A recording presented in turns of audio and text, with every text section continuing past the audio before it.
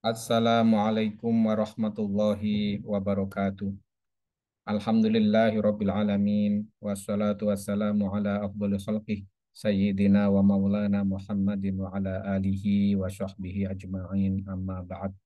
Bapak-bapak, ibu-ibu, santri semua yang dimuliakan Allah Subhanahu wa taala, kita lanjutkan ta'lim kita eh, ilmu fikih kitab Takrib karangan Imam Abu Suja, ilmu fikih untuk pemula. Saya share screen dulu ya.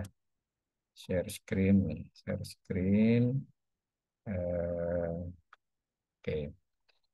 Kemarin kita sudah membahas tentang bab tentang hal-hal yang mewajibkan mandi besar atau mandi junub. Maka sekarang kita masuk ke berikutnya, bab berikutnya, faslun, subbab berikutnya. Ini bab tentang rukun junub, mandi junub, rukun atau fardu dari mandi junub. Wa faraidul ghusli, adapun fardu atau rukun dari mandi wajib, mandi junub, itu salah satu asya'a, ada tiga hal. Jadi rukunnya apa? Ini rukun ini standar harus dikerjakan atau wajib dikerjakan ketika kita mandi junub. Kalau kita mengerjakan tiga rukun ini sempurna maka udah selesai mandi junubnya selesai. Tapi kalau tiga rukun ini tidak kita kerjakan salah satunya, maka mandi kita itu tidak sah. Yang pertama yaitu an-niyatu, niat. Jadi bukan hanya mandi-mandi keramas gitu tanpa niat junub, nggak boleh, nggak bisa. Jadi harus ada niat terlebih dahulu. Wa izalatun najasati. Kemudian ingkanat ala badanihi. Kemudian menghilangkan najis apabila najis tersebut masih ada di badannya gitu. Jadi misalnya apa? Pokoknya kalau ada najis di badan ya harus dibuang gitu. Wa isolul ma'i ila jami'il sya'ri wal basyaroti. Kemudian mengalirkan air ke seluruh rambut dan badan.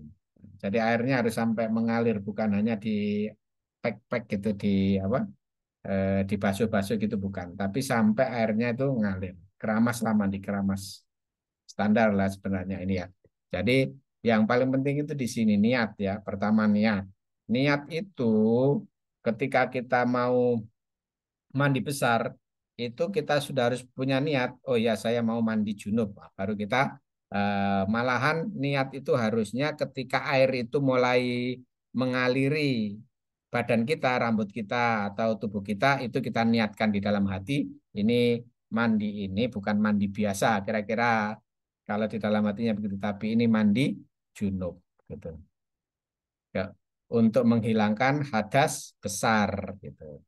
Atas besarnya mana yang kemarin sudah kita diskusikan hal-hal yang mewajibkan mandi junub itu sebagai hadas besarnya. Nanti hadas besar itu hilang ketika kita sudah mandi junub ini. Yang pertama, saya ulangi lagi niat. Yang kedua, menghilangkan najis di badan kita kalau masih ada najis, misalnya ada bekas-bekas air kencing gitu kan najis ya. Ada apa lagi? Kalau bekas air mani itu nggak najis, bekas sperma itu nggak najis. Tapi itu kotor dibersihkan. Oke. Kemudian apalagi kalau ada najis yang lain ya, nah, darah misalnya nifas kan, orang nifas itu kan ada darahnya, darah nifasnya itu harus dibersihkan karena darah itu najis. Itu bersihkan dulu, sudah bersih, maka baru kemudian mandi. Kemudian yang ketiga yaitu mengalirkan air ke seluruh rambut dan seluruh badan. Jadi normally kita keramas lah ya, mandi keramas. Kita pakai sampo boleh, kemudian dialirkan air ke seluruh badan. Tetapi pakai sampo itu bukan sesuatu yang wajib. Yang wajib itu mengalirkan air ke seluruh badan, rambut kita dan badan kita dari ujung rambut sampai ujung kaki. Tidak ada, tidak boleh ada bagian tubuh kita dan rambut kita yang tidak terkena air. Jadi semuanya, semua air. Jadi makanya itu harus ada sela-selanya juga itu di sela-sela tangan, jari-jari tangan, jari-jari kaki itu harus di sela-sela semua. Nah, kalau rambutnya sangat tebal, harus dipastikan itu rambutnya tersiram oleh air semuanya, air ngalir semuanya di rambut itu. Kalau bagusnya memang pakai apa nama shower itu kan, pakai shower. Nah, maka rambutnya dibasahin semua, dikeramasin.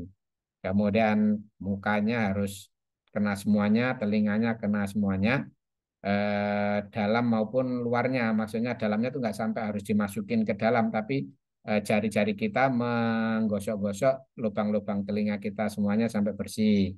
Kemudian kumis-kumis, jenggot-jenggot yang ada itu kan hidung-hidung itu dibersihkan semuanya harus kena leher sampai anggota badan punggung-punggung kita, badan depan. Nah, kemudian kaki, kemudian kita harus bersihkan semuanya sampai sela-sela kaki, ujung kaki, kuku-kuku. Nah, itu kalau biasanya itu kan suka ada pakai apa itu yang cat kuku itu harus dipastikan bahwa cat kukunya itu tidak menghalangi air masuk ke kuku kita. Problemnya di situ itu kuku atau cat rambut. Nah, itu problem itu cat rambut, cat kuku.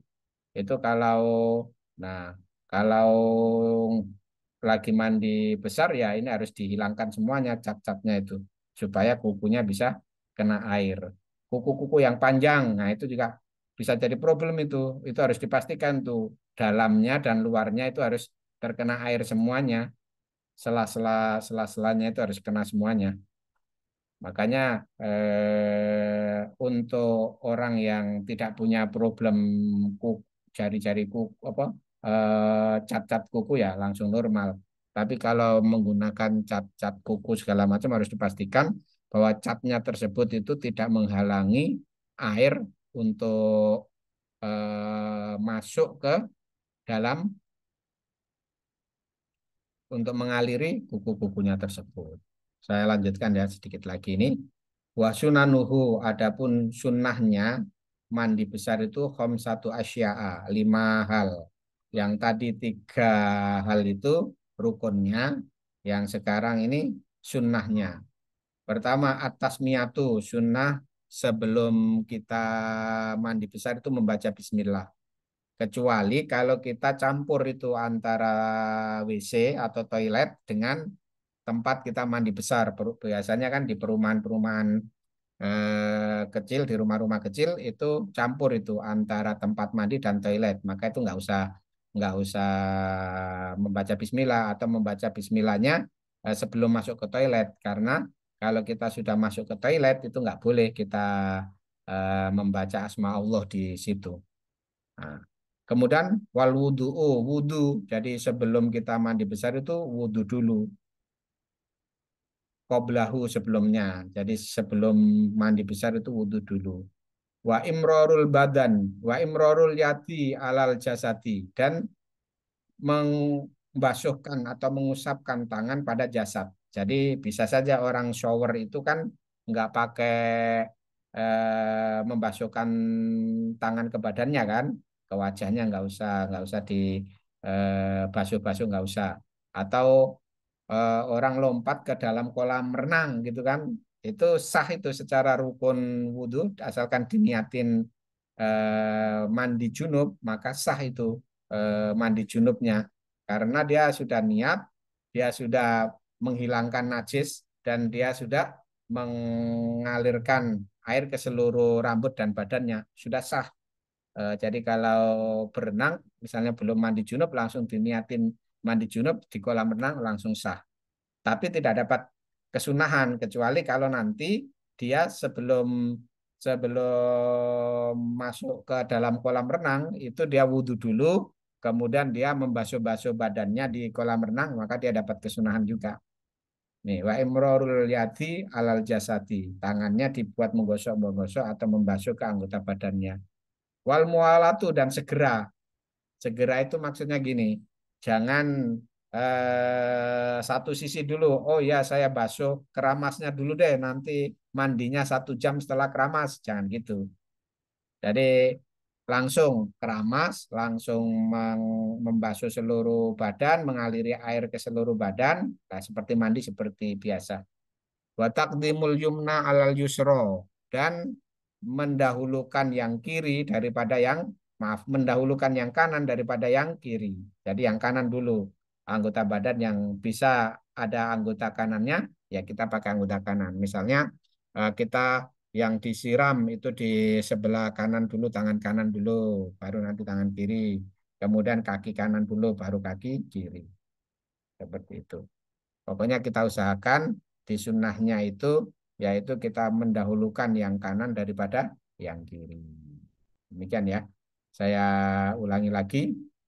Fardunya mandi junub itu ada tiga. Pertama niat, kemudian menghilangkan najis yang ada di badan. Kalau ada darah ya dihilangkan darahnya, darah nifas atau darah haidnya atau ada air kencing apa di badannya dihilangkan dulu, dibersihkan dulu. Kemudian mengalirkan air ke seluruh rambut dan badannya. Hanya tiga itu aja rukunnya. Kemudian sunnahnya itu ada lima, yaitu membaca bismillah, kemudian berwudu sebelumnya, kemudian membasuh-basuhkan tangan kepada menggosok-gosokkan tangan kepada badannya atau rambutnya. Kemudian wal muwalatu segera, bersegera, nggak usah rambutnya dulu, kemudian 1 jam dibuat main HP dulu. Kan biasa suka begitu kan ada kan, ini dikeramasin dulu rambutnya supaya ini, gitu kan. Akhirnya dibuat main nonton TV atau mainin dulu baru nanti badannya nggak gitu. Jadi rambut langsung badan, langsung semua anggota tubuh. Wa taqdimul yumna 'alal yusra ini berikutnya yang sunnah yang kelima yaitu mendahulukan tangan kanan anggota badan kanan daripada yang kiri. Demikian taklim kita pada eh, pagi pada hari ini. Semoga bisa memberikan manfaat. Kita sampaikan juga ke teman-teman kita, saudara kita, anak istri kita, karena ini kan pelajaran fikih untuk pemula ya. Semua wajib mengetahui ini supaya amal ibadah kita itu rapi. Kita tutup dengan doa kifarah majelis. Subhanallah wa bihamdihi subhanakallahumma wa bihamdika asyhadu an la ilaha illa anta astaghfiruka wa atubu ilaik. Assalamualaikum warahmatullahi wabarakatuh.